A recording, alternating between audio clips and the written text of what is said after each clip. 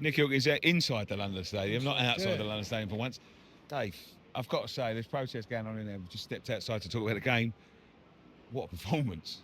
Would it? I mean, like, I don't think we'd have seen this under the previous manager. I thought that was Potts aside and Pagatar, who I thought really stood out.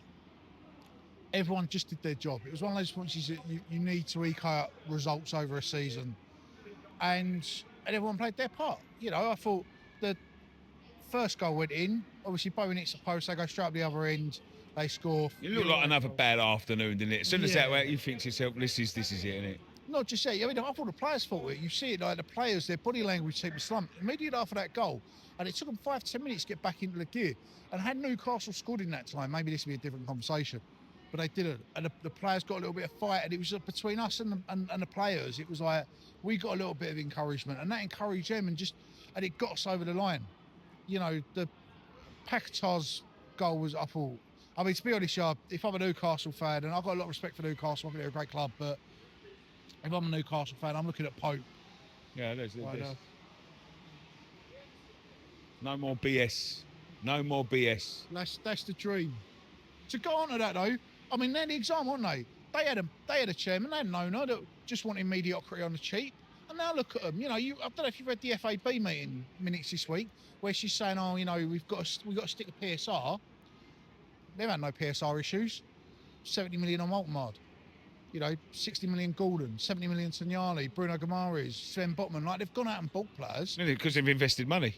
Because they've invested money, and they've done it, you know, and they've identified, it comes back to what I said last week, they've identified the players they want, they've gone, these are the players we need, these are the players that are going to improve the team, and they've gone and done it, and they've won, obviously, their first competition in 70 years, and they've had 2 seasons of Champions League football. Good luck to them, you know, fair play to them. This is what we should be aspiring for, this is what we should be dreaming for right now, is that we can get owners with ambition, with the investment, with the clout, who are going to do.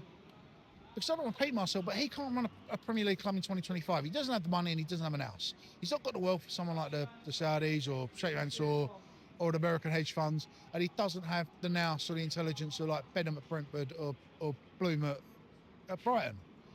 So, you know, fingers crossed, these protests, I still believe, personally, that the protests will have more an effect when they take a financial impact, when they start impacting him in the pocket.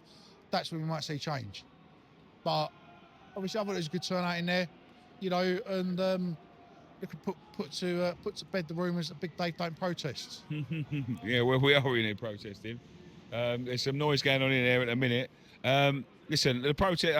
I think this is probably one of the best things that could have happened today, is that we won the game, and this is still going on, because it's easy to forget why we're here. It's not about what's going on the pitch. That was good today. It was. But it's about what's going on up in the boardroom. Exactly, and it's got to improve. It's got to change, because we've had 15 years of this.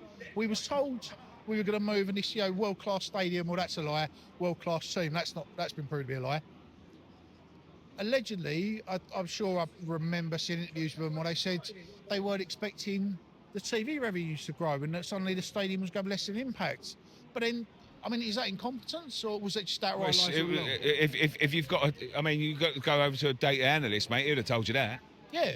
So it's either on their part it's incompetence, it is incompetence, or they just lied, or they just outright lied, and it's a lie. They wanted to. So, you know, fingers crossed. You know, these protests are going to put the pressure on. Hopefully, we are going to see the change we need, and hopefully, you know, if there are any billionaires out there that are thinking, you know, if the Qataris, I've seen rumours that the Qataris been linked with it. You know, you've done all you can do in Paris. Come to London, take a club with some real potential, invest in it, and you can do what you did at PSG here. You know, this isn't a club that's on his knee. This isn't a small club. This is a club that, with a little bit of investment, has got the fan base, has got the cause of a good team. You know, cheers, mate. Has got the core of a good team. Like, there's enough there to be positive about, you know, that you can build on.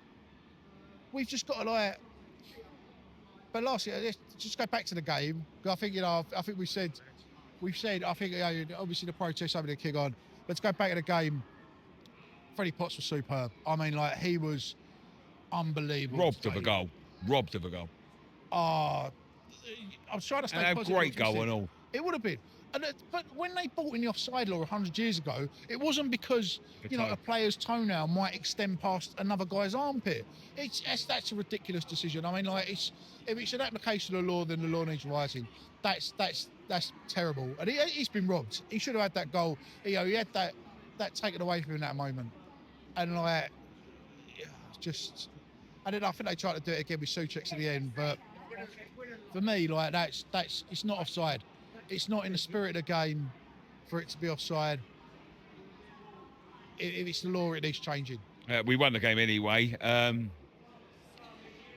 I don't know. I don't know what he does at the table. I haven't had a look at the table yet, but it's a step in the right direction. It is, and we've got to build on that next week. You know, you can't.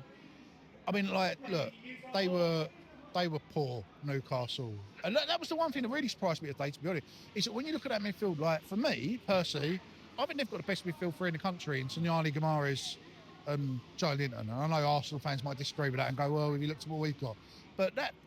I didn't think we'd win the midfield battle. I didn't think we would dominate Sognani and Guimaraes. We wouldn't have won it with last week's lineup, I'm afraid. No, last week they'd have walked for us. Last week they would absolutely walk for us with that team.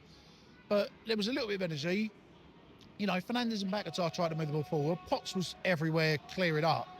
Like, and I think I said this after Forest, that the hallmark is a good midfield. You've got a player who can sit with Fernandes and Paquetá either side, then you've got the basis of a good midfield. It's possibly a little bit lightweight, but it's there, and the potential's there. And I think today, you know, you can take a lot of heart, a lot of positives from that. And hopefully, you know, we run on the next week. We take that into next week. I was going to say, where we go into next week's game, that's a massive game now. Because we've given ourselves a platform. Exactly. And I think it'll be a very attritional game next week. I think next week, Burnley are going to come and sit and defend. And there was still a few... There was still a few little like I don't think the centre halves had a great game, but still, you know, if you're going in January now, you're still replacing those centre halves, and we still need that striker. But we've got enough, I think, that we can take the game to Burnley next week, put them on the back foot, try and break down that block, and beat them. Brilliant. Thank you very much. Cheers, mate.